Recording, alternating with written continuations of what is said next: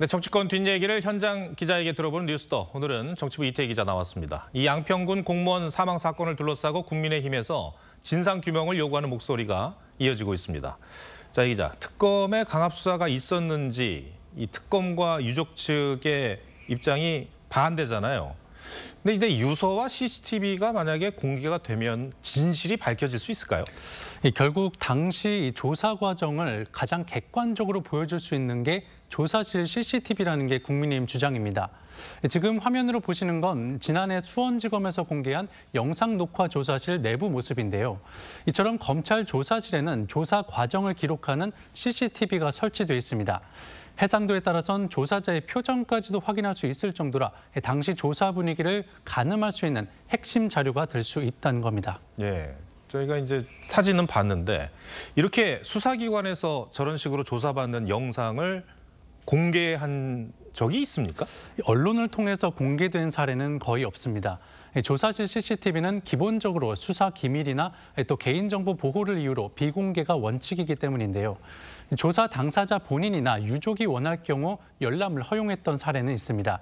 2012년 수원시 공무원이 강압 수사를 받았다는 유서를 남기고 숨졌을 때 당시 경찰은 유족들에게 2시간 30분 분량의 조사 영상을 직접 보여준 적이 있습니다.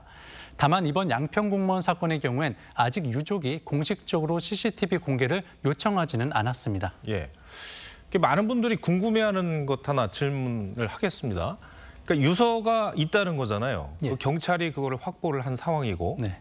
근데 그 유서를 유족들도 왜 못 보는 겁니까? 국민의힘에서는 이 유서의 소유권이 유족들에게 있다면서 경찰이 유서 원본을 조속히 반환해야 한다고 주장하고 있습니다. 내일 예정된 부검을 두고도 유족의 동의 없이 부관 참시를 하려고 한다며 강하게 반대하고 있습니다.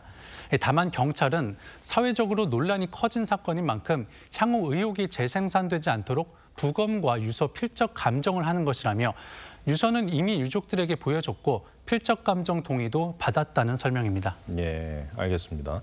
자, 오늘도 고위 당정 회의가 있었습니다. 최근에 개혁 방식을 놓고 민주당과 정부가 엇박자를 내고 있다는 지적이 나왔었는데 오늘 회의 분위기는 어땠나요? 일단 정청래 대표, 김민석 총리, 강훈식 비서실장 등이 나란히 앉아서 웃으면서 대화하는 모습이 여러 번 포착되는 등 화기애애한 분위기였습니다.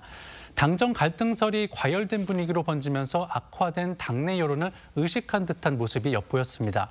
박수현 수석 대변인은 오늘 정청래 대표가 자기 정치를 하고 있다는 건 오해라며 약 2,500자 분량의 해명글을 SNS에 올렸고 이후 기자회견에서도 다소 자세히 이에 대해서 설명했는데요.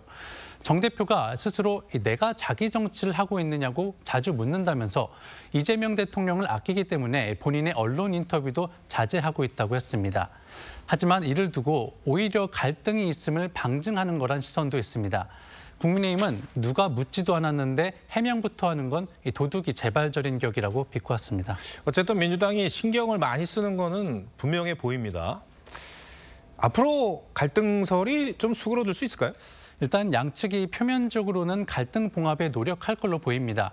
다만 내년 지방선거가 다가올수록 공천을 둘러싼 긴장감은 커질 가능성이 있습니다. 정청래 대표가 당원 중심 경선을 공천의 핵심 기조로 밝히면서 강성 당원 표심이 공천 향방을 좌우할 수 있게 됐는데요.